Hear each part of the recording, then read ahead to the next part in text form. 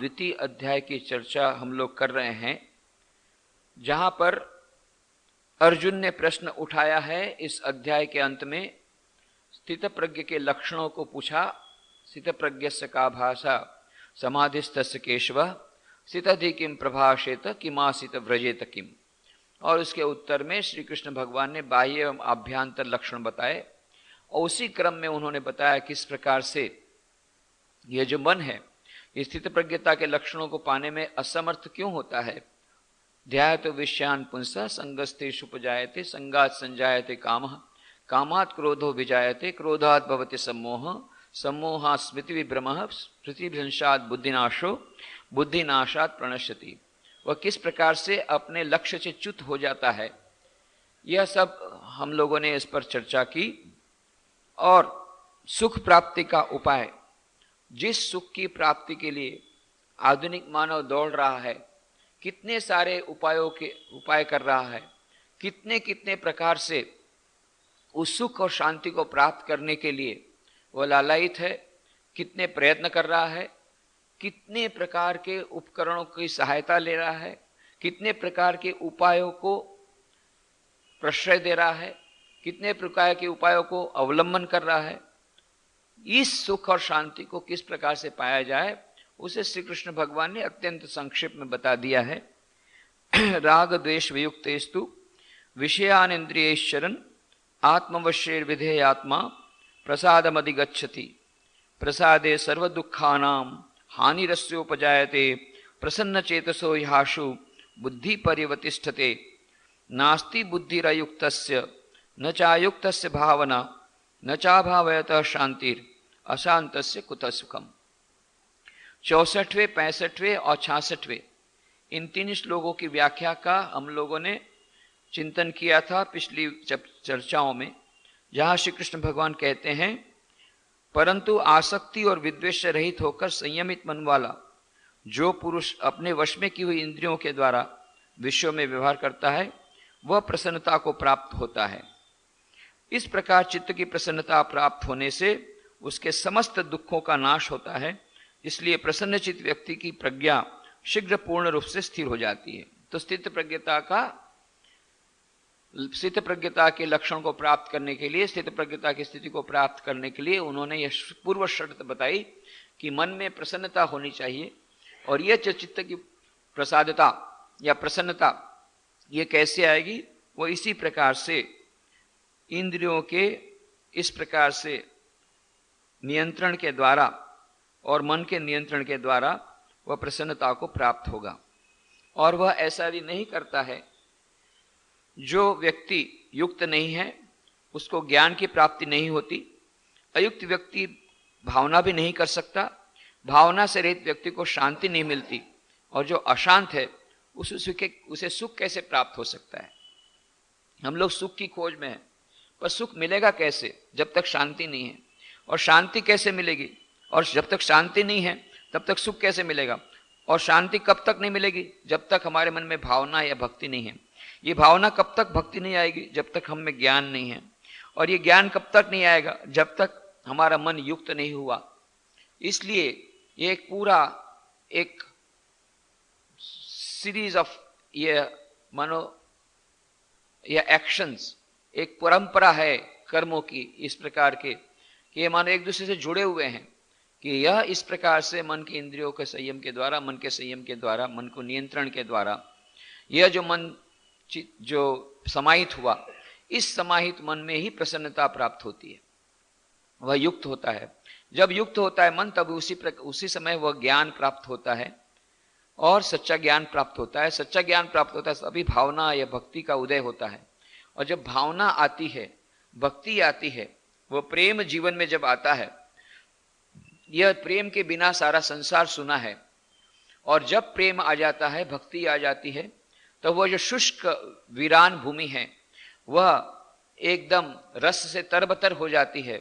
और वह जब रस आता है, वह शुष्कता जब दूर होती है, तभी शांति मिलती है। हमारे मन में अशांति इसलिए है कि हमारे मन में अभी शुष्कता है। ये शुष्कता इसलिए है कि हमें रस की प्राप्ति नहीं हुई, उस प्रेम की प्राप्ति नहीं हुई।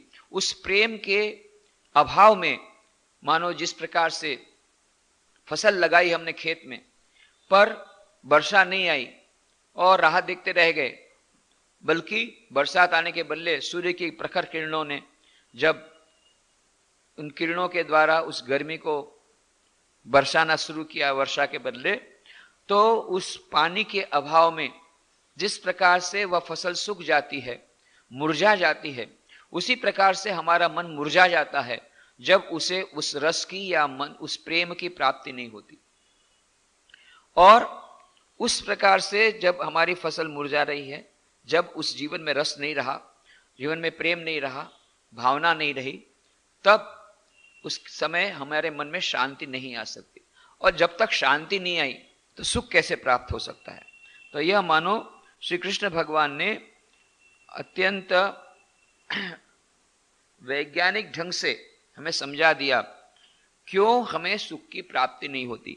इतने सारे हम उपाय करते हैं, कितनी जगह घूमने जाते हैं, कितने सारे उपकरण लाते हैं, कितने प्रकार के उपाय हम करते हैं, कितनी जगह बदलते हैं, कितने प्रकार से हम मार्केट में जाकर के खरीद वस्तु करते हैं। ये सब करने के बावजूद भी वह सुख की प्राप्ति क्यों नहीं होती, इसका पूरा बहुत अच्छा विवरण, उसका विश्लेषण बड़े वैज्ञानिक ढंग से श्री कृष्ण भगवान हमारे सम्मुख प्रस्तुत करते हैं। और इसीलिए यह कहा गया कि यह अशांति का कारण बताया गया। इसीलिए कहा गया इंद्रियाणाम ही चरताम यन मनोनु विधीयते तदस्य हरति प्रज्ञाम वायुर्नाव मिवाम्भसी। एक चित्र प्रस्तुत किया गया। जब किसी वस्तु को समझाना होता है तो केवल बात कहने से नहीं होता, एक चित्रण करना पड़ता है, तब उसकी ज्यादा असर होती है। तो श्री कृष्ण भगवान अर्जुन के समक्ष अर्जुन को केंद्र बिंदु बना करके प्रत्येक जीव को यह चित्र प्रस्तुत करते हैं। किस प्रकार का चित्र कि यह जो हमारी स्थित प्रज्ञता के लक्षण हमें क्यों प्राप्त नहीं होते, क्यों हमें वह शांति प्राप्त नहीं होती, और इसलिए किस प्रकार से हमारे जीवन में इस प्रकार के मन के नियंत्रण की आवश्यकता है। और यदि वो नहीं हुआ उसकी वह कैसी भयावह स्थिति होगी, कैसी भयावह स्थिति होगी, उसका चित्रण करते हैं। क्योंकि चरताम मने विषयों के पीछे दौड़ने वाली, इंद्रियाणाम इंद्रियों में, यत माने जिसका, मनः माने मन, अनुविधीयते पीछे पीछे जाता है, तत् वह, वायु अंबसी, अंबसी माने जल में, नावम इव नौका की भांति, अस्य माने इसके, इस व्यक्ति के, प्रज्ञाम विवेक को, हरति हर लेती है। प्रज्ञा क्यों हर ली जाती है, क्यों हमारी प्रज्ञा नष्ट हो जाती है, क्यों हमें स्थित प्रज्ञता प्राप्त नहीं होती। तो कहते हैं क्योंकि विषयों में विचरती इंद्रियों में से जिस किसी के पीछे पीछे मन जाता है वह उस साधक के विवेक को उसी प्रकार बलपूर्वक हरकर ले जाता है जिस प्रकार वायु जल में नौका को हर लेती है। ये हम लोग तो नदी के किनारे नहीं लेते, इसलिए हमको पता नहीं।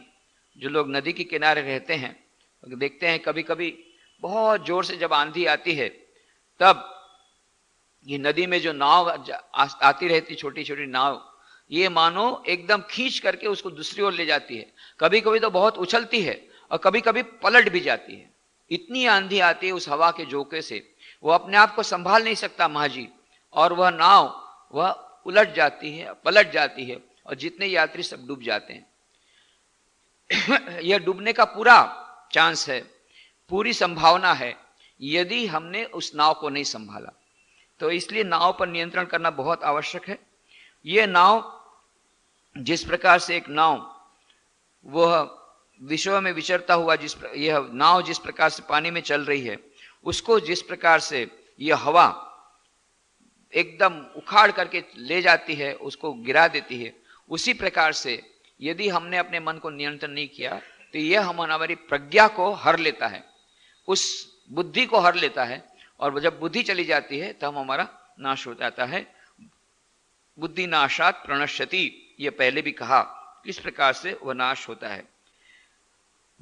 तो श्रीमद् आचार्य शंकर इसके पूर्व के श्लोक को की आलोचना करते हुए कहते हैं, इंद्रियाणाम ही विषय सेवा तृष्णा तो निवृत्ति ही या तत्सुखम न विषय विषया तृष्णा दुखम एव ही सा न तृष्णायाम सत्याम सुखस्य गंधमात्रम अपि उपपद्यते इति अर्थः। अर्थात विषय सेवन संबंधी तृष्णा से इंद्रियों का जो निवृत्त होना है वही सुख है। विषय संबंधी तृष्णा कदापि सुख नहीं है, वह तो दुख ही है। अभिप्राय यह है कि तृष्णा के रहते हुए तो सुख की गंध मात्र भी नहीं मिलती, और यह तृष्णा के कारण ही इंद्रियां संयमित नहीं रहती। और इस प्रकार से जैसे नाव को बहा कर ले जाती, उठा करके पटक देती है हवा, उसी प्रकार से यह वायु जो है यह हमारे मन को इस प्रकार से, हमारी जो मन से संयमित जो बुद्धि नहीं है उस बुद्धि को भर लेता है। तो यह इसीलिए कहा गया, मानो यह जो इंद्रियों के आकर्षण की जो भयावहता है उसका यहाँ पर चित्र प्रस्तुत किया गया श्री कृष्ण भगवान के द्वारा। विवेक चूड़ामणि में आदि शंकराचार्य बहुत अच्छा चित्र प्रस्तुत करते हैं इसी संबंध में। कहते हैं, शब्दादि भी पंचभिरेव पंचत्व मापु स्वगुणेन बद्धा कुरंग मातंग पतंग मिन भृंगा नर पंचभिरंचित किम। कहते हैं शब्दादि भी पंचभिरेव पंचत्व मापु स्वगुणेन बद्धा। ये पांच जब पंचेंद्रियां ये पांच प्रकार के गंध और रस से आसक्त हो जाती हैं, कौन कौन? हरिण, कुरंग, मातंग हाथी, पतंग पतिंगा, मीन मछली और भृंगा और भ्रमर। हरिण, हाथी, पतिंगा, मछली और भ्रमर, ये पांच जब पंचेंद्रियों में से क्रमशः शब्द, स्पर्श, रूप, रस और गंध की एक एक इंद्रिय में आसक्त होकर पंचत्व को प्राप्त हो जाते हैं। पंचत्व को प्राप्त होना माने मर जाना, ये फ्रेज है कि ये मनुष्य पंचत्व को प्राप्त हो गए। पंचत्व को प्राप्त मतलब आदमी मरने के बाद उसके शरीर को या जला दिया जाता है या गाड़ दिया जाता है। मतलब पंचभूतों से जो बना हुआ शरीर है उसको पंचभूतों में मिला दिया। पंचभूतों में मिलाना मतलब मृत्यु हो गई। तो कहते हैं हरिण, हाथी, पतिंगा, मछली और भ्रमर, ये पांच जब पंचेंद्रियों में से क्रमशः शब्द, स्पर्श, रूप, रस और गंध की एक एक इंद्रिय में आसक्त होकर पंचत्व को प्राप्त हो जाते हैं, तब भला उस संसारी की दुर्गति का क्या ठिकाना जो इन पांचों इंद्रियों में से एक साथ बंधा हुआ है। हम लोग की स्थिति बहुत ही खराब है। ये लोग तो इनकी एक ही बात है। हम लोग तो पांच पांच इंद्रियां हमारे पास है और पांचों इंद्रियां इस प्रकार की है जो पांचों हम लोग को गिराना चाहती है। तो हमारे सबसे ज्यादा डेंजरस, सबसे अधिक भयावह हमारी स्थिति है। उदाहरण के लिए कहा गया कि किस प्रकार से शब्दादि भी पंचभिरेव। कुरंग, हरिण, ये हरिण किससे बनता है? हरिण तो बहुत ही स्मार्ट रहता है, इतना जोर से उछलता कूदता रहता है जंगल में, कोई पकड़ नहीं सकता, किसी की ताकत नहीं है। कितना भी आप जोर से जाइए वो एकदम स्विफ्टली दौड़ सकता है, बहुत दौड़ सकता है और बहुत छलांग लगा सकता है। उसको पकड़ना बहुत मुश्किल है, पर फिर भी पकड़ा जाता है। कैसे पकड़ा जाता है? उसकी एक वीकनेस है, निर्बलता है। उसको मधुर संगीत बहुत अच्छा लगता है। तो बांसुरी के द्वारा जब मधुर संगीत बजाते हैं तो हिरण एकदम ठिठक करके खड़ा हो जाता है। वो संगीत सुनने में इतना आबद्ध हो जाता है, उसको इतना मजा आता है, उस समय आकर के हरिण को पकड़ लेते हैं। एक शब्द का वह गुलाम बन गया, शब्द रूपी विषय का, बस। और फिर उसको पकड़ करके जो करना है करते हैं। कई लोग हरिण की छाल भी निकालते हैं और फिर कस्तूरी मृग रहा तो भीतर से कस्तूरी निकालते हैं, बहुत प्राइस मिलती है उसमें से, कस्तूरी में से बहुत सारी आइटम बनती है। हाथी की एक वीकनेस है, हाथी तो इतना बड़ा, उसको कौन ये कर सकता है, कौन नियंत्रित कर सकता है? एक पैर यदि रख गया यहां पर तो बस छाती के टुकड़े टुकड़े हो जाएंगे, पूरे छोटे छोटे टुकड़े होंगे, ज्यादा बड़े नहीं होंगे, एकदम छोटे, चूर चूर कर सकता है। इतना मोटा पैर रहता है, उसका वजन कितना रहता है, इतना मोटा, इतना बड़ा हाथी, कितना पावर उसमें है। अरे उसको तो पैर भी डालने के लिए उसकी सूंड से भी, वो सूंड से एक मारता है तो उसी से बहुत प्रकार के यह भय उत्पन्न हो जाता है। इतना वह शक्तिवान शक्तिशाली हाथी, परंतु उसकी एक निर्बलता है, उसकी वीकनेस है स्पर्श। उसको स्पर्श बहुत अच्छा लगता है। तो इसलिए जब हाथी को पकड़ना होता है तब क्या करते हैं, वहां जंगल में एक गड्ढा बना देते हैं और गड्ढे को पत्तों से ढक देते हैं ताकि पता न लगे कि वहां गड्ढा है।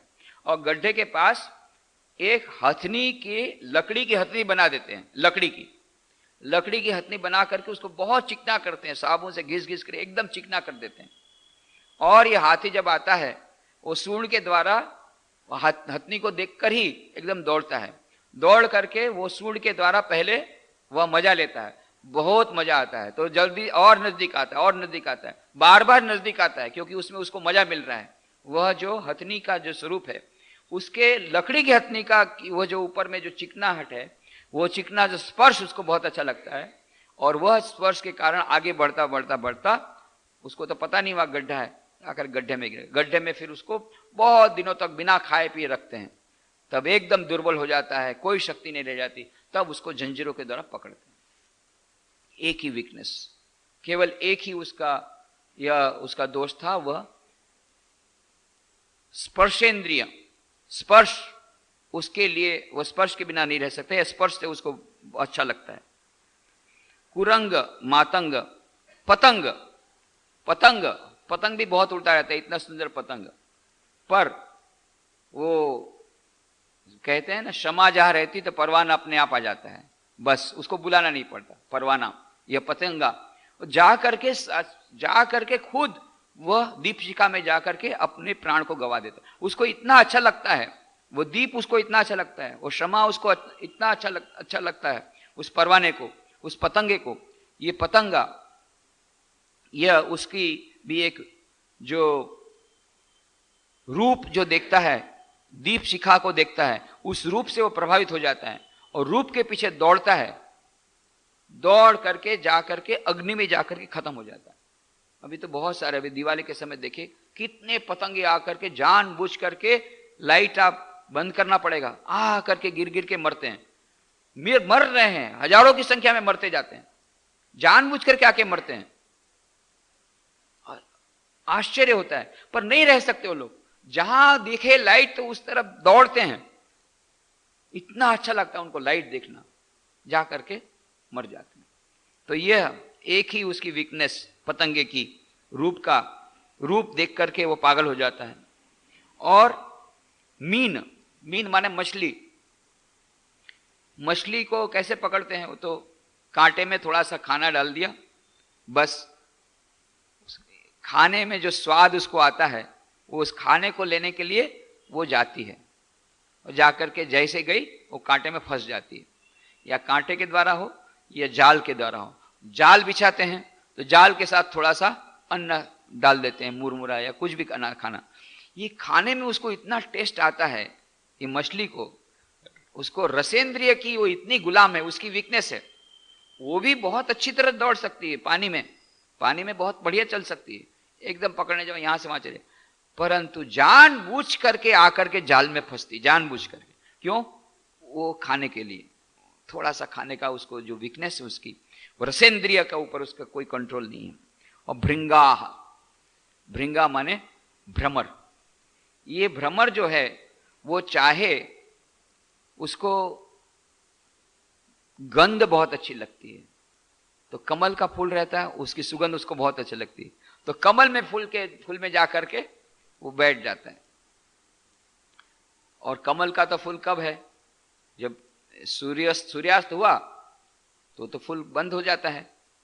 तो यह तो पर तब वह क्या सोचता है कि कमल का गंध उतनी अच्छी लग रही है, उसको छोड़ने की इच्छा नहीं हो रही है, मालूम है अभी कमल का फूल बंद हो जाएगा, मालूम है बंद होगा तो फिर बंद हो जाएगा तो क्या होगा, मालूम है उसको, फिर भी बोलता है, सोचता है नहीं कल सुबह तो फिर सूर्योदय होगा तो फिर खुलेगा, उस समय मैं उड़ जाऊंगा, अभी तो गंध ले लूं। गंध छोड़ने की उसको इच्छा नहीं होती, उसकी निर्बलता है गंध, ये घ्राणेन्द्रिय, उसकी वीकनेस है घ्राणेन्द्रिय। तो इसीलिए बताया, तुलसीदास जी भी कहते हैं अली पतंग मृंग मीन गज जरत एक ही आंच, तुलसी वे कैसे जिए जिन्हें सतावे पांच। अली पतंग मृंग मीन गज जरत एक ही आंच, एक ही आंच से ये लोग सब जर रहे हैं, ये मर रहे हैं। तुलसी वे कैसे जिए जिन्हें सतावे पांच, तुलसी वो लोग कैसे जिएंगे जिन्हें पांचों एक साथ सताते हैं, बहुत मुश्किल है। इसीलिए ये कहते हैं ना कि हम लोग को तो समाधि की अवस्था प्राप्त हो गई। अरे समाधि की अवस्था छोड़ो, अभी यम नियम कुछ नहीं हुआ। ये समाधि की स्थिति, स्थित प्रज्ञता की स्थिति प्राप्त करना कितना कठिन है।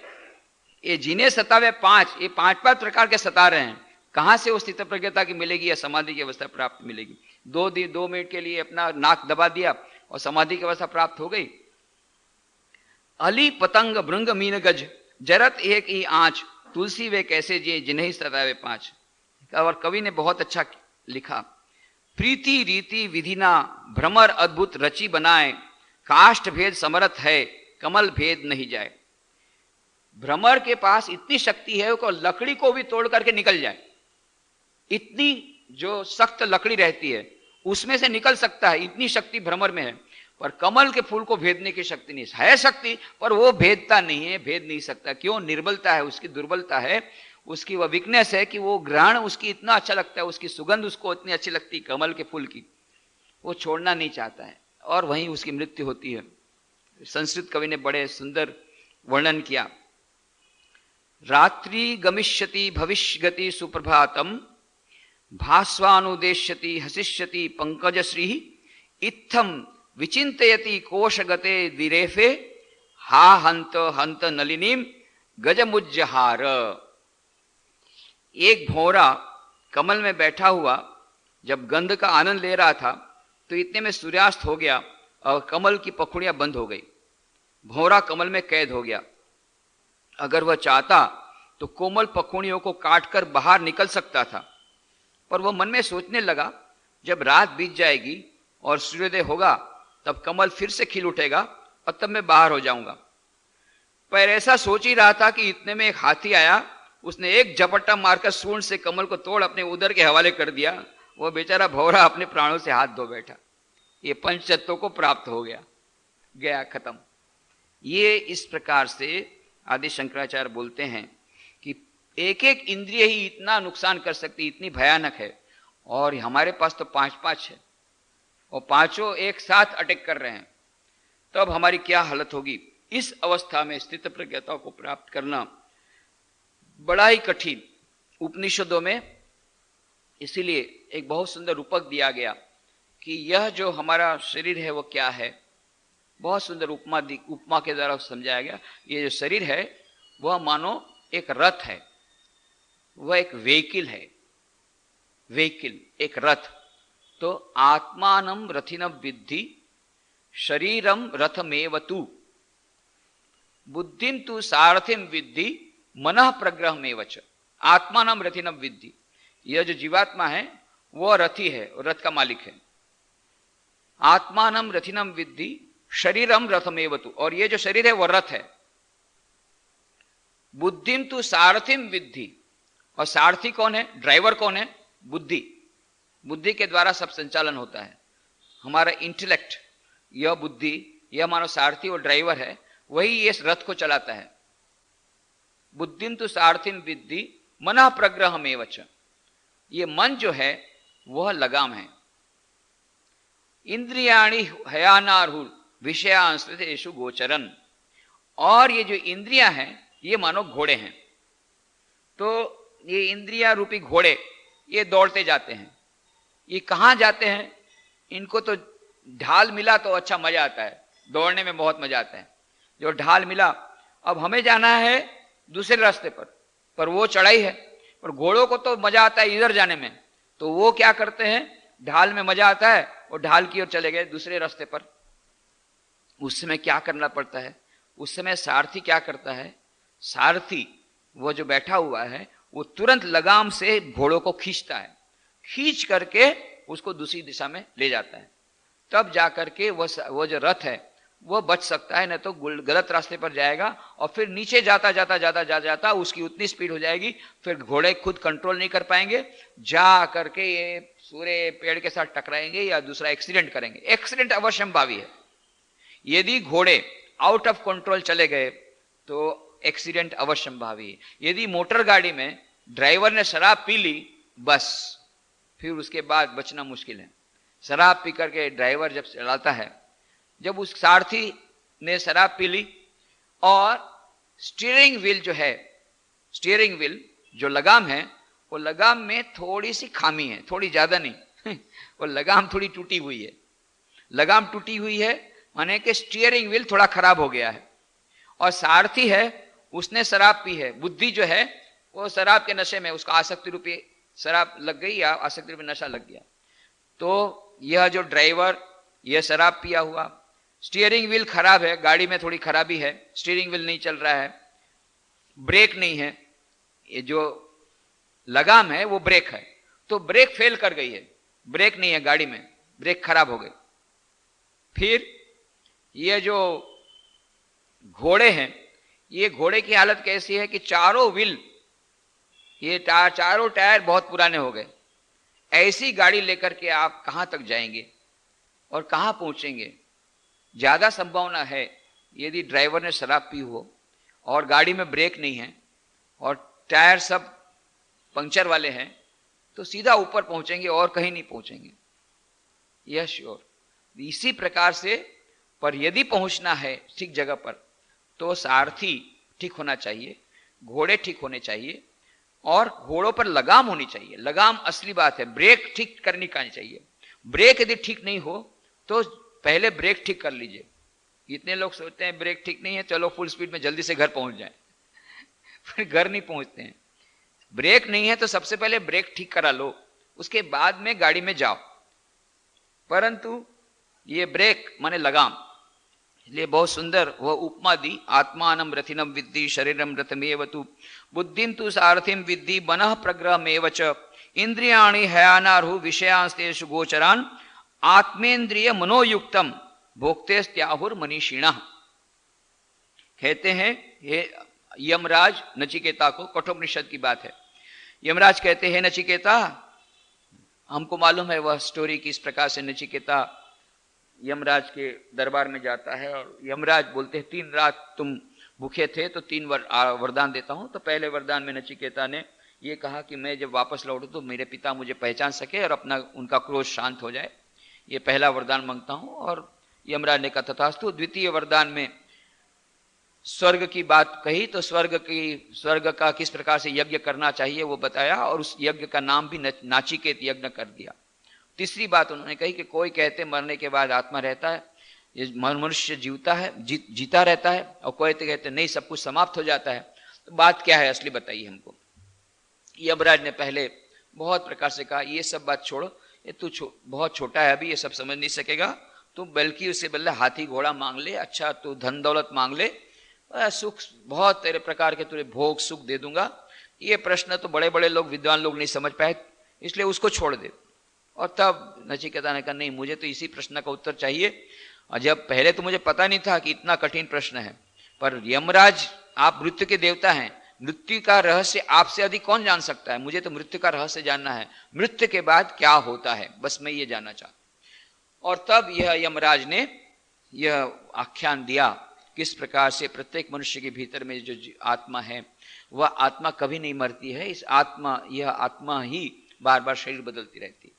और फिर बड़ी सुंदर उपमा दी कि यह आत्मा क्या है, जीवात्मा जो क्या है वो क्या है, यह शरीर क्या है, ये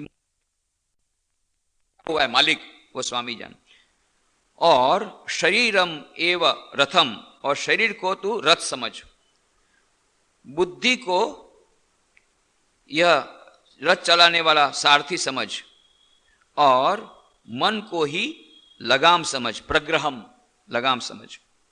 ज्ञानी जन इस रूपक में इंद्रियाणी इंद्रियों को, हयान मतलब घोड़े आहु बतलाते हैं, विषयान विषयों को, तेषु गोचरान उन घोड़ों को विचरने का मार्ग बताते हैं। जितने विषय हैं बहुत प्रकार के विषय हैं, पंचेंद्रियों के लिए उसी प्रकार के अलग अलग विभिन्न प्रकार के विषय रखे गए हैं। हमको सूंघना अच्छा लगता है तो उसके बहुत सारी चीज़ें वस्तुएं हैं जिसमें हमको गंध आती है। हमको स्पर्शेंद्रिय के लिए अच्छे अच्छे बहुत वस्तुएं हैं।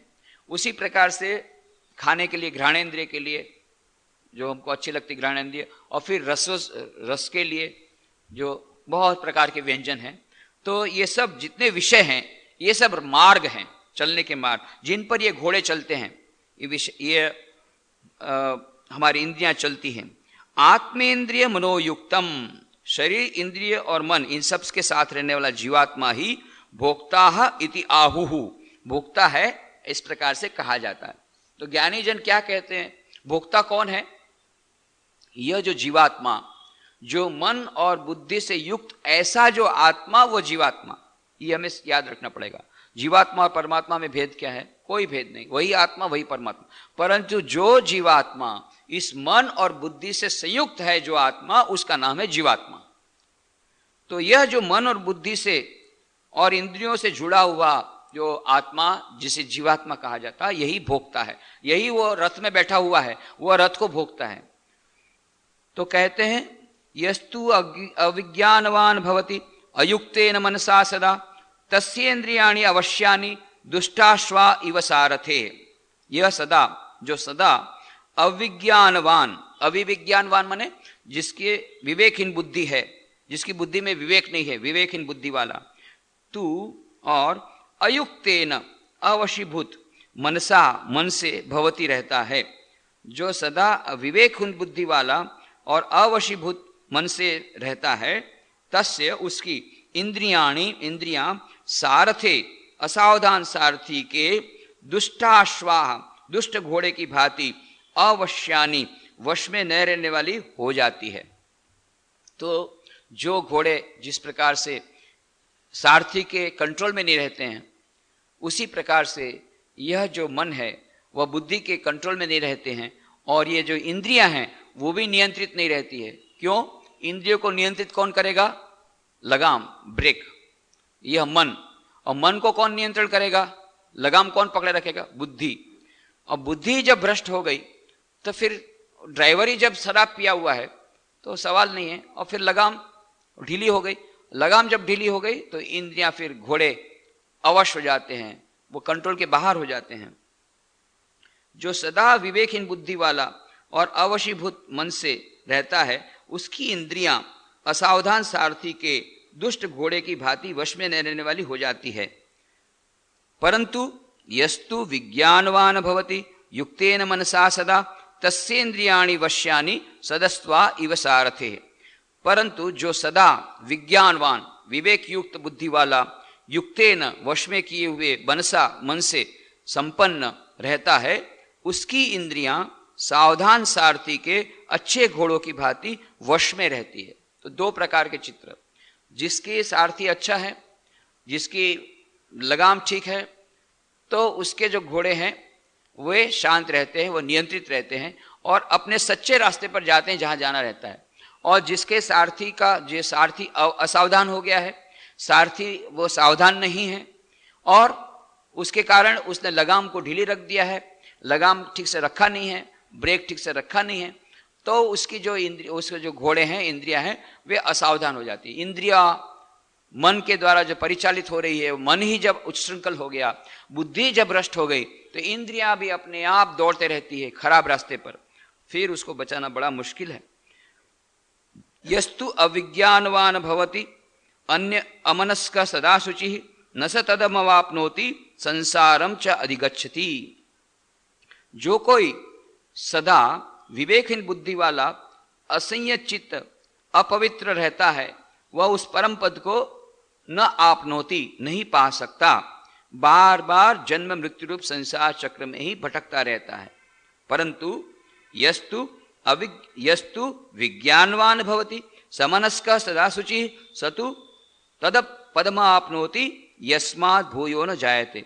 परंतु जो सदा विज्ञानवान माने विवेकशील बुद्धि से युक्त है, संयचित है, वह पवित्र रहता है, शुद्ध रहता है, तो वह उस तत्पदम, उस परम पद को आपनोति, प्राप्त कर लेता है, यस्मात्, जहां से पुनः न जायते, फिर उसका जन्म नहीं होता। तो प्रश्न पूछा गया था कि मरने के बाद जन्म होता है कि नहीं, तो कहा कि जन्म होता है। किसका जन्म नहीं होता? जिसने इस प्रकार से अपनी इंद्रियों को संयत कर लिया और वह जो सारथी है, बुद्धिमान है, विवेक बुद्धिवान है, उसने, उस विवेक बुद्धिवान पुरुष ने मन को नियंत्रित करके, इंद्रियों को नियंत्रित करके उस मार्ग पर गया, स्थित प्रज्ञता को प्राप्त कर लिया, तब फिर उसे ये बार बार ये जन्म लेना नहीं पड़ता, मृत्यु की ओर नहीं जाना पड़ता। वही केवल मृत्यु और जन्म से पार हो जाता है, इस जन्म मृत्यु के संसार चक्र में से बाहर निकल जाता है, वो अमरत्व को प्राप्त हो जाता है। यस्तु विज्ञानवान भवति समनस्क सदा शुचि सतु तत्पदमाप्नोति यस्मात् भूयो न जायते। जो सदा विवेकशील बुद्धि से युक्त संयत पवित्र रहता है, उस परम पद को अप्राप्त कर लेता है, जहां से लौटकर न जायते, जन्म नहीं लेता। और इसीलिए कहा विज्ञान सारथी यस्तु मन प्रग्रहवान नरः सो अध्वन पारमाप्नोति तद विष्णु परमम पदम।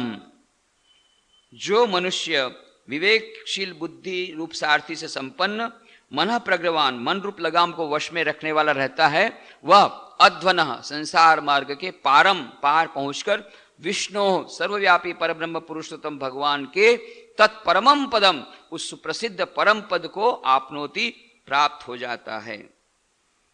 तो इस प्रकार से विष्णु परमम पदम, तत्परमम पदम, यह जो विष्णु का पद है, विष्णु पद या परम पद, यह परम पद को प्राप्त करने के लिए सभी मनुष्य पद की प्राप्ति के लिए कितने दौड़ धूप कर रहे हैं। किसी को आईएएस ऑफिसर का पद चाहिए, किसी को कलेक्टर का पद चाहिए, किसी को चीफ मिनिस्टर का पद चाहिए। ये पद के लिए कितना कितना दौड़ धूप करते हैं, कितनी मेहनत करते हैं, कितना गलत आचरण करते हैं, कितना मिथ्या आचरण करते हैं, सब करते हैं। किस पद की प्राप्ति के लिए? जो पद कल नहीं रहने वाला है। शायद हो सके कल ना रहे, प्रधानमंत्री का पद कल ना रहे, हो सकता है। यदि लेफ्ट पार्टी अलग निकल जाएगी तो बस खत्म। और गुजरात के चीफ मिनिस्टर के लिए तो सब हो ही रहा है। कितना, कोई भी मिनिस्टर, कोई भी चीफ मिनिस्टर, कोई भी प्राइम मिनिस्टर, कोई भी मिनिस्टर, कोई भी पद परमानेंट नहीं, कभी भी वो पद से च्युत हो सकता है। पदच्युत होना कभी भी, किसी का भी कोई भी पदच्युत हो सकता है, पर एक पद ऐसा है विष्णु परमम पदम, वहां से कोई च्युत नहीं होता। बस वहां पहुंच गया, फिर वहां से कोई डिमोशन नहीं, यह परमानेंट पद है। तो तद विष्णु परम पद किसको प्राप्त होता है? जिस प्रकार वो विवेक बुद्धि के द्वारा जिसने इस प्रकार से किया। इसीलिए श्री कृष्ण भगवान कहते हैं अर्जुन को कि इस प्रकार से तो क्या कर तू? तो कहते हैं तस्मादस्य महाबाहो निगृहीतानि सर्वशः इंद्रियाणि इंद्रियार्थेभ्य तस्य प्रज्ञा प्रतिष्ठिता।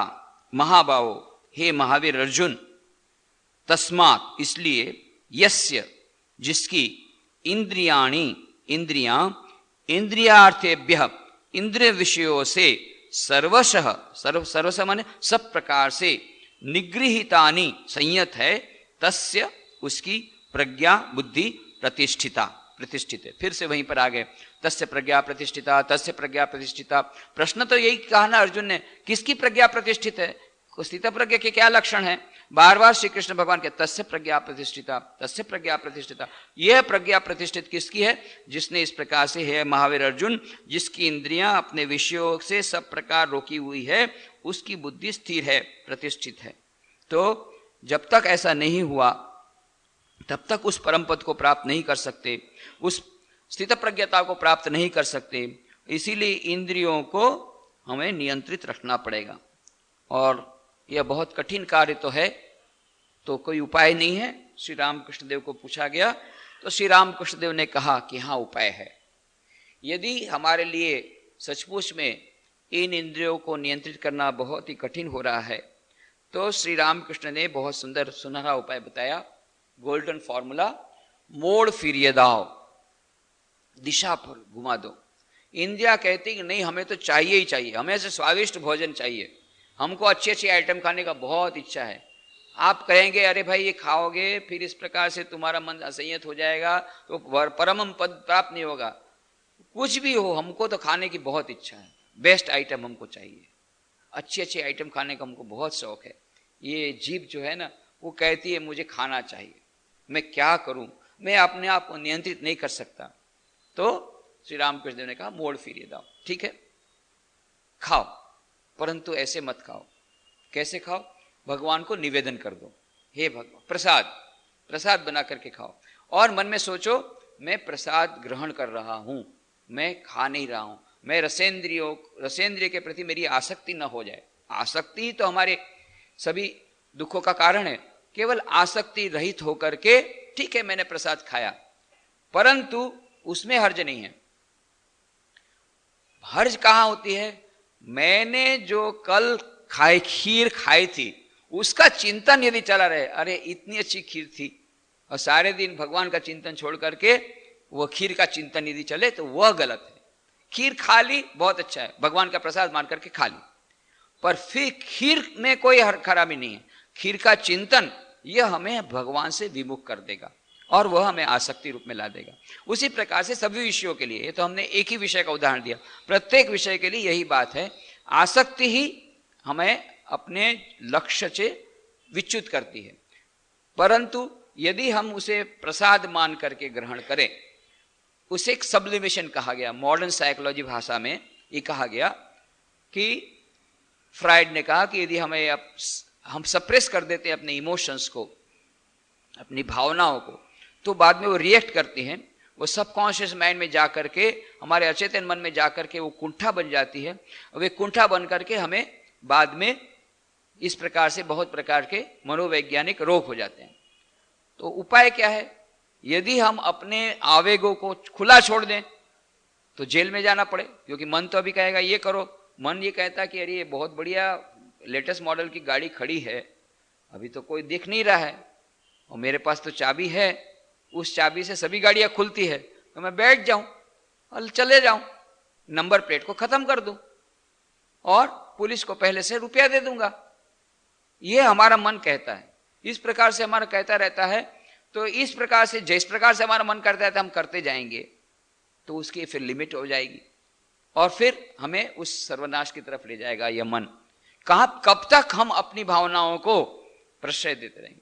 तो इसलिए, परंतु कंट्रोल करने जाते हैं तो कुंठा होती है, कॉम्प्लेक्स होता है, नहीं करते हैं तो इस प्रकार से हम सोसाइटी में रहते हुए समाज के नियमों का पालन नहीं कर सकते। तो उपाय बताते हैं श्री रामकृष्ण देव, सब्लिमेशन, उसे एक नई दिशा प्रदान कर दो। ठीक है, हमें खाने की इच्छा हुई, पर खाने की आसक्ति मत रखो, उसको पूरा कर लो, छोटी छोटी चीजें सब पूरा कर लो। तो खीर खाने की इच्छा है, परंतु उसके प्रति आसक्ति मत रखो। खीर का चिंतन ये ज्यादा भयावह है। और इसको दूसरा उपाय ये है कि हमें खीर बहुत अच्छी लगती है, हमारी वीकनेस है खीर पर, और बढ़िया एकदम सुंदर खीर बना करके हमारे सामने प्रस्तुत की गई, और हमें ये कितनी भी बार कहा जाएगा भाई ये खीर मत लो, डायबिटीज हो जाएगा, तुमको डायबिटीज है, बहुत तुम्हारा शुगर लेवल है, नहीं नहीं नहीं खीर तो खानी पड़ेगी। पर उसी समय यदि पता पड़ा कि भाई वो खीर बनाते समय वो कुछ एक थोड़ा सा जहर उसमें आ गया था गलती से, परंतु लगता है कि कुछ प्रॉब्लम तो नहीं होना चाहिए, हाँ बोले हाँ वो छिपकली जा रही थी, वो उसमें गिर गई थी, उसको निकाल दिया है, बाकी का खीर आप खा सकते हैं। नहीं भाई नहीं खा। अरे अभी आप बोल रहे थे खीर खाना, बहुत बढ़िया खीर बनी। नहीं, उस समय मन अपने आप नियंत्रण हो गया। क्यों? पता पड़ा उसमें जहर है। तो बुद्धि को जब समझाया जाता है कि हाँ बहुत अच्छी है इंद्रिया, परंतु जब उस बुद्धि को पता लग गया कि भाई उसमें जहर है, उसमें डेंजर है, बाद में हमेशा के लिए खीर खाना बंद हो जाएगा एक ही बार खीर खाने से। इससे अच्छा भाई एक बार खीर नहीं खाना और बहुत सारा खीर खाने के लिए हम जिंदे रहें, यही ठीक है, और ये रिस्क हमको नहीं लेना है। तो ये कैसे मन तैयार हो गया? क्योंकि उसमें उसको वो डेंजर दिखा। तो यह बुद्धि द्वारा, तो दो उपाय हैं, एक बुद्धि द्वारा उसे विरत किया जाए मन को, और दूसरा है उसकी दिशा को बदल दिया जाए, और जो कुछ भी प्रसाद जो भी ग्रहण किया जाए, बहुत अच्छा सुनना लगता है, म्यूजिक सुनना बहुत अच्छा लगता है, ठीक है, भजन सुने, अच्छे अच्छे भजन सुने, भगवान के भजन सुने, और मन में ये सोचे कि हम ईश्वर का चिंतन कर रहे हैं, ईश्वर का भजन सुन रहे हैं, ईश्वर का नाम सुन रहे हैं, तो फिर वह हमारे लिए बाधक नहीं होता है, वह जो भजन बल्कि हमें उस परम पद की प्राप्ति के लिए सहायक हो जाता है। तो ये दिशा का बदलना प्रत्येक क्षेत्र में श्री रामकृष्ण देव अद्भुत यह उपाय बताते हैं। इसके बाद वाले श्लोकों की चर्चा हम बाद में करेंगे, आज यही समाप्त करें।